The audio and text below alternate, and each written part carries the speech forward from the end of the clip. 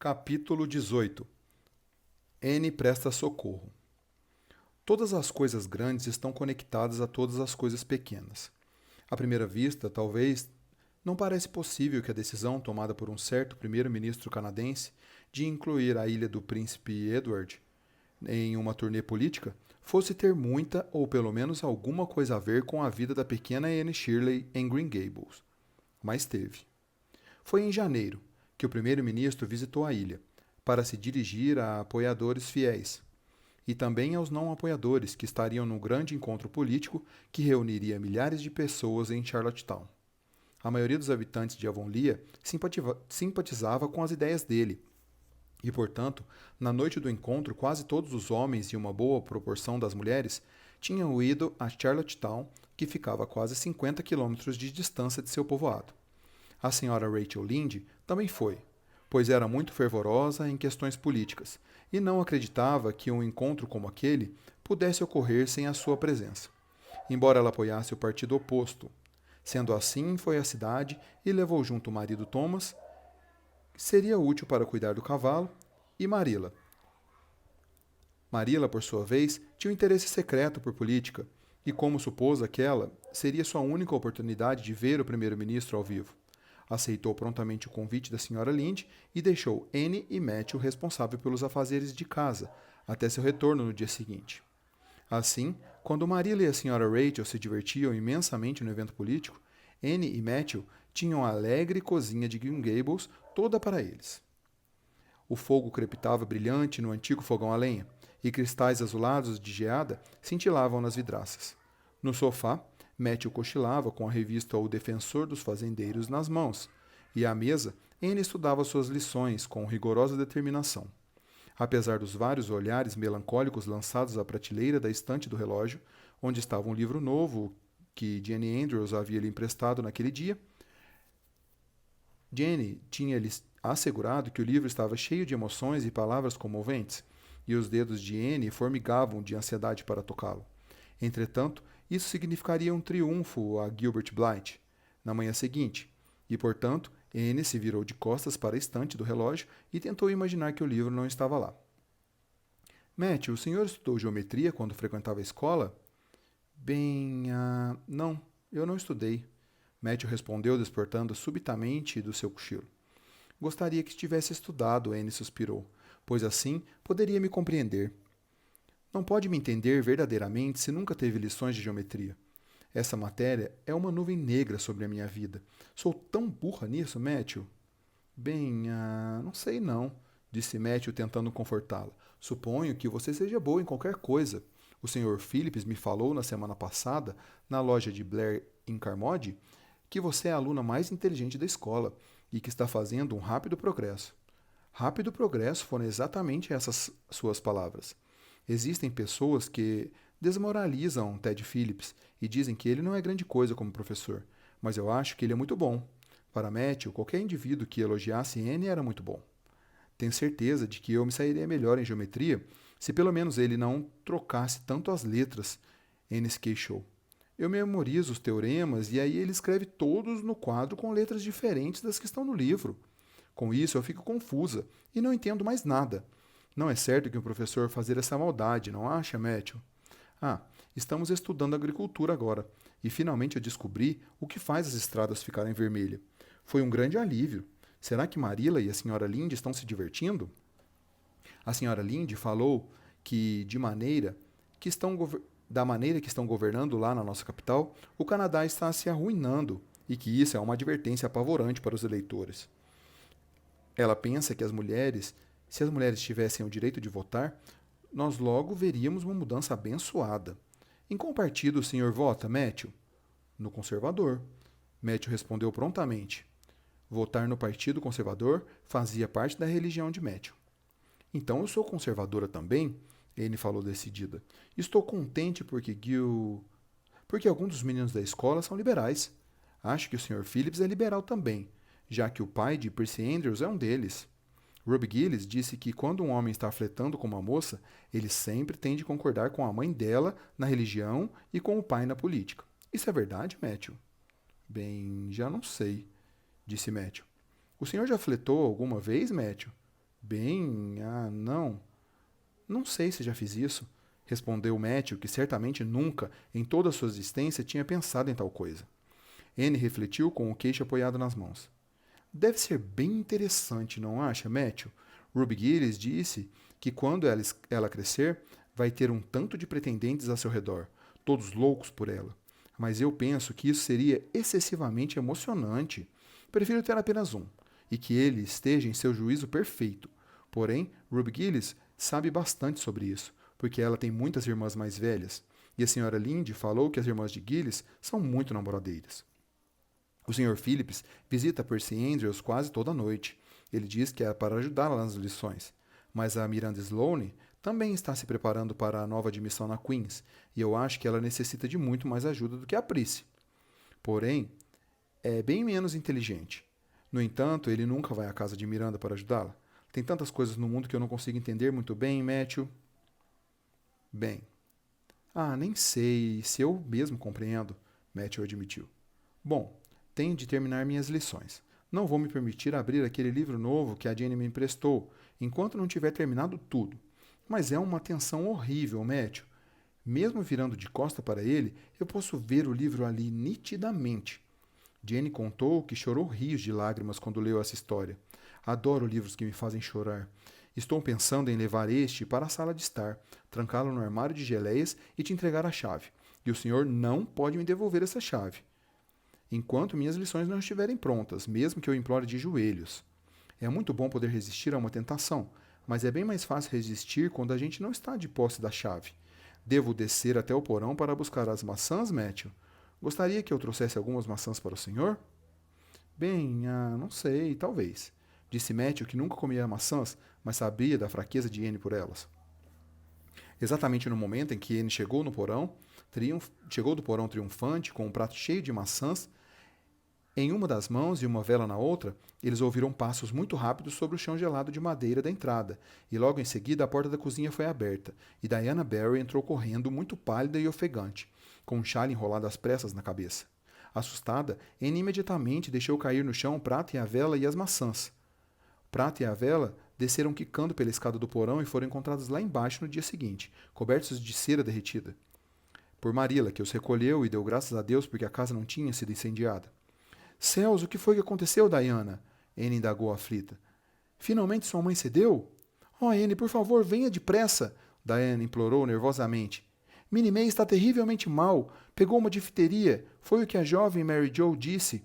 E papai e mamãe estão na cidade. Não tem ninguém para buscar um médico. Minnie May está muito doente. E Mary Jo não sabe o que fazer. Oh, Anne, estou com tanto medo.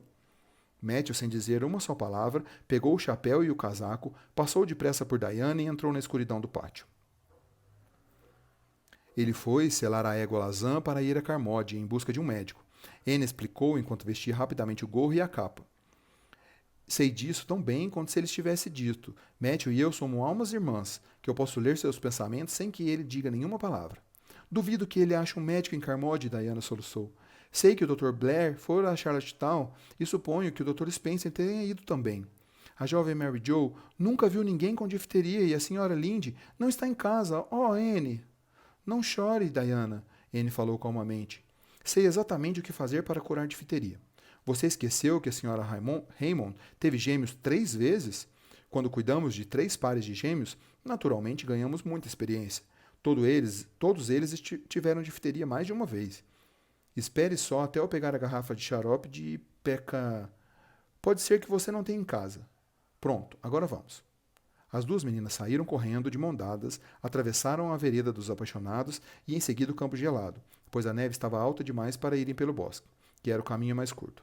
Embora Anne estivesse sinceramente pesarosa com a doença de Minnie May, ela estava longe de ficar insensível ao romantismo daquela situação e à doçura de compartilhar um momento romântico com sua alma irmã. A noite estava clara e muito fria, com sombras escuras nos ébanos e encostas prateadas pela neve. Estrelas grandes brilhavam sobre os campos silenciosos. Ali e aqui, os abetos pontiagudos se erguiam com os galhos salpicando de neve e o vento assoviando entre eles. Anne pensou em como era verdadeiramente magnífico fazer aquele percurso misterioso e ao mesmo tempo encantador, ao lado de sua amiga do peito, em quem havia sido afastada por tanto tempo. Minnie May tinha 3 anos de idade e estava mesmo muito doente. Deitada no sofá da cozinha, ela tinha febre, estava muito inquieta e sua respiração rouca podia ser ouvida por toda a casa. A jovem Mary Jo, uma garota francesa dócil e de rosto largo que morava em Creek e tinha sido contratada pela Sra. Barry para tomar conta das crianças durante sua ausência, estava impotente e desorientada, incapaz de pensar sobre o que fazer ou de fazer o que, por acaso, conseguisse pensar. Anne pôs mãos à obra, com habilidade e rapidez. Realmente, Minnie May está com difteria. Está muito mal, mas já vi casos piores. Primeiro, precisamos de uma água muito quente. Diana, estou vendo que não tem mais do que uma xícara na chaleira. Pronto. Agora ela já está cheia. Mary Jo, por favor, ponha mais lenha no fogão. Não quero ferir seus sentimentos, mas acho que você já deveria ter pensado nisso antes se tivesse um pingo de imaginação. Agora vou despir a Minnie May e colocá-la na cama. Tente encontrar algumas flanelas macias. Porém, antes de qualquer outra coisa, vou dar a ela uma dose de Ipeca. Não foi de bom grado que Minnie May tomou xarope. Contudo, também não foi em vão que Anne tinha cuidado de 3 pares de gêmeos. O remédio foi ingerido pela criança não só uma vez, mas várias durante aquela noite longa e aflitiva, em que as 2 meninas se dedicaram pacientemente ao tratamento da sofrida Minnie May. A jovem Mary Jo, honestamente ansiosa para fazer tudo o que pudesse, manteve o fogo sempre alto e esquentou mais água do que teria sido necessário para todo um hospital cheio de bebês com difteria. Já eram 3 horas da madrugada quando Matthew chegou com o médico, pois ele tinha sido obrigado a ir até Spencer Valley para encontrar um. Entretanto, a necessidade urgente de socorro já havia passado. Minnie May estava bem melhor e dormia profundamente. Fiquei terrivelmente desesperada, prestes a desistir, Anne explicou. Ela foi piorando cada vez mais, até ficar mais doente do que os gêmeos da Sra. Raymond. Inclusive o último par deles. Realmente pensei que ela ia morrer engasgada. Dei a ela cada gota de peca que havia naquela garrafa. E quando a última dose se foi, falei para mim mesma. Não para Diana, nem para a jovem Mary Jo, porque não queria que elas ficassem ainda mais preocupadas do que já estavam. Mas tive de dizer a mim mesma, para desabafar. Esta é a última esperança que restou, e receio que ela seja em vão. Porém, uns 3 minutos depois, Minnie tossiu e expeliu todo o catarro. Então começou a melhorar imediatamente. O senhor tem de imaginar meu alívio, doutor, pois não consigo expressar em palavras o que senti. O senhor sabe que existem coisas impossíveis de expressar em palavras, não é? Sim, eu sei, o médico concordou com ela, como se estivesse pensando sobre Anne, coisas que não poderiam ser expressas em palavras. Mais tarde, no entanto, ele as expressou diante do senhor e da senhora Barry. Fiquei impressionado com a esperteza daquela menina ruiva que mora com os irmãos Cuthbert. Eu posso garantir que ela salvou a vida da criança, pois teria sido tarde demais quando cheguei aqui. Ela parece possuir uma presença de espírito e uma habilidade perfeitamente extraordinárias para uma garota tão nova. Eu nunca vi nada parecido com seus olhos enquanto me explicava o que havia feito. Naquela maravilhosa e gelada manhã de inverno, Anne voltou para casa com os olhos pesados de sono, mas ainda assim falando incansavelmente com Matthew. Após atravessarem um longo campo coberto de neve e enquanto caminhavam sobre o arco de Bordeaux, que estava cintilante por causa do gelo nos galhos, da vereda dos apaixonados, ela disse: Oh, Matthew, não é uma esplêndida manhã? Parece que Deus imaginou o mundo para os seus próprios prazeres, não parece? É como se a gente pudesse fazer as árvores voarem apenas com um sopro. Puf! Fico tão contente por viver num mundo onde existem geadas brancas. O senhor também não fica? E afinal de contas, estou contente também porque a senhora Raymond teve 3 pares de gêmeos. Se não fosse por isso, eu não teria sabido o que fazer com Minnie May. Estou realmente arrependida de ter ficado zangada com a senhora Raymond por ter tido gêmeos. Mas, Matthew, estou com tanto sono, não posso ir à escola. Eu sei que não conseguiria manter os olhos abertos e ficaria muito burra. Porém, odeio de ficar em casa porque um outro aluno vai ser o primeiro da classe. E é tão difícil recuperar a liderança de novo, apesar de que, é claro, quanto mais difícil for uma coisa, maior será a nossa satisfação quando a conseguirmos, não é? Bem, eu acho que você não vai ter problemas, disse Matthew olhando para o rosto pequeno e pálido de Anne e vendo as grandes sombras escuras embaixo dos seus olhos. Vá direto para seu quarto e durma um bom sono. Vou cuidar de todos os afazeres domésticos. Assim, Anne foi para a cama e dormiu tanto e tão profundamente que aquela tarde branca de inverno já começava a ficar avermelhada quando ela acordou e desceu até a cozinha. onde Marilla havia retornado e estava sentada tricotando. Oh, a senhora viu o primeiro-ministro? Anne perguntou imediatamente. Como ele é, Marilla? Bem, eu posso garantir que ele não chegou ao cargo de primeiro-ministro por sua aparência, Marilla falou. Que nariz tem aquele homem? Mas fala muito bem. Fiquei orgulhosa de ser conservadora. Rachel Lynde, lógico, sendo liberal, não simpatizou com ele. Seu almoço está no forno, Anne, e você pode pegar um pouco do doce de ameixa que está no armário da despensa. Suponho que esteja com fome. Matthew me contou tudo sobre a noite passada, e devo dizer que foi muita sorte você saber o que tinha que ser feito. Eu mesmo não teria a menor ideia, pois nunca vi um caso de difteria. Agora vá. Não se dê o trabalho de falar enquanto não tiver feito a sua refeição. Só de olhar para você, fica claro que está cheia de coisas para contar, mas elas podem esperar. Marilla tinha algo a dizer para Anne, mas não falou nada naquele momento, pois sabia que o consequente entusiasmo da menina a tiraria completamente da esfera de assuntos práticos como apetite e almoço. Foi só depois que Anne terminou de comer seu doce de ameixa que Marilla falou. A senhora Barry esteve aqui durante a tarde, Anne. Ela pediu para ver você, mas eu não quis te acordar. Disse que você salvou a vida de Minnie May e que está muito arrependida de ter te tratado daquele jeito no caso do licor de groselha. Falou que agora sabe que você não quis deixar Diana bêbada e que espera que você a perdoe e seja novamente uma boa amiga de Diana. Você pode ir lá esta noite, se quiser, pois Diana não pode sair porque está com uma gripe forte que pegou durante a noite.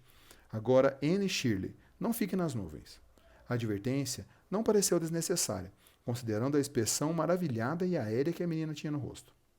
Irradiado com a chama de seu estado de espírito e a sua atitude de saltar imediatamente da cadeira para o chão. Oh, Marilla, eu posso ir agora, sem lavar a minha louça? Eu prometo lavar tudo quando eu voltar, pois nesse momento tão emocionante não vou conseguir me concentrar numa coisa tão sem romantismo como lavar pratos e talheres. Sim, sim, vá logo, Marilla falou indulgente. Anne Shirley, você está maluca? Volte aqui neste instante e se agasalhe. Nossa, é o mesmo que falar com o vento. Saiu sem gorro nem capa. Lá está ela correndo pelo pomar com o cabelo ao vento. Vai ser uma bênção se a menina não pegar uma gripe horrorosa. Naquele crepúsculo arroxeado de inverno, Anne percorreu dançando os caminhos cobertos de neve que a levavam de volta para casa.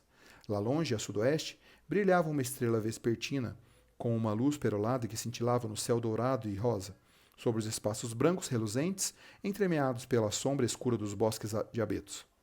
O tilintar dos sinos dos trenós, nas colinas cobertas de neve, cruzava o ar gelado, como uma melodia de duendes, mas sua música não era tão encantadora como a que vinha do coração e dos lábios de Anne. Está distante da senhora uma pessoa perfeitamente feliz, Marilla, ela anunciou. Estou perfeitamente feliz apesar do meu cabelo ruivo. Nesse exato momento, minha alma está muito além de um cabelo ruivo. A senhora Barry me beijou, chorou e disse que estava muito arrependida e jamais poderia me recompensar pelo que fiz. Fiquei terrivelmente constrangida, Marilla, mas apenas afirmei de forma mais delicada que pude. Não tenho nenhum ressentimento pela senhora. Asseguro, de uma vez por todas, que não tive a menor intenção de me embebedar Diana, e que de agora em diante, eu vou cobrir o passado com o manto do esquecimento. Esse foi um jeito muito digno de falar, não foi, Marilla? Senti que estava amontoando brasas sobre a cabeça da senhora Barry, como está na Bíblia. Diana e eu tivemos um fim de tarde adorável, mas ela me mostrou um novo ponto de crochê que a sua tia, que mora em Carmody, lhe ensinou, e que nenhuma outra alma de Avonlea conhece. Só nós duas. E juramos solenemente que não vamos ensinar o ponto para mais ninguém. Diana me deu um cartão lindo, com a figura de uma guirlanda de rosas e um verso. Se tu amas, como eu a ti, que sorte. Nada vai nos separar senão a morte. E vai ser assim mesmo, Marilla. Vamos pedir permissão ao Sr. Phillips para sentarmos juntas na escola de novo. Gert pai pode sentar com a Minnie Andrews. Tivemos um chá muito elegante. A senhora Barry usou umas de suas porcelanas, como se eu fosse uma visita de verdade. Não consigo descrever a emoção que isso me causou. Ninguém nunca usou a sua melhor porcelana por minha causa antes. Comemos bolo de frutas, bolo inglês, sonhos e 2 tipos de geleia, Marilla. A senhora Barry me perguntou se eu tomava chá e falou com o Sr. Barry. Por que não passa os biscoitos para Anne? Oh, Marilla, deve ser adorável ser adulto, pois somente ser tratada como um já é tão esplêndido. Não sei nada sobre isso. disse Marilla com um breve suspiro. Bem, de qualquer forma, quando eu for adulta, Anne falou decidida, sempre vou conversar com as meninas como se elas já fossem crescidas também. Eu nunca vou rir delas quando usarem palavras complicadas. Sei por dolorosa experiência própria e o quanto isso fere os sentimentos de uma criança. Depois do chá, Diane e eu fizemos caramelos, mas eles não ficaram muito bons. Eu acho que foi porque nem eu nem ela nunca tínhamos feito caramelos antes. Diana me deixou mexer a massa na panela, enquanto ela untava os tabuleiros com uma manteiga. Porém, me distraí e deixei queimar.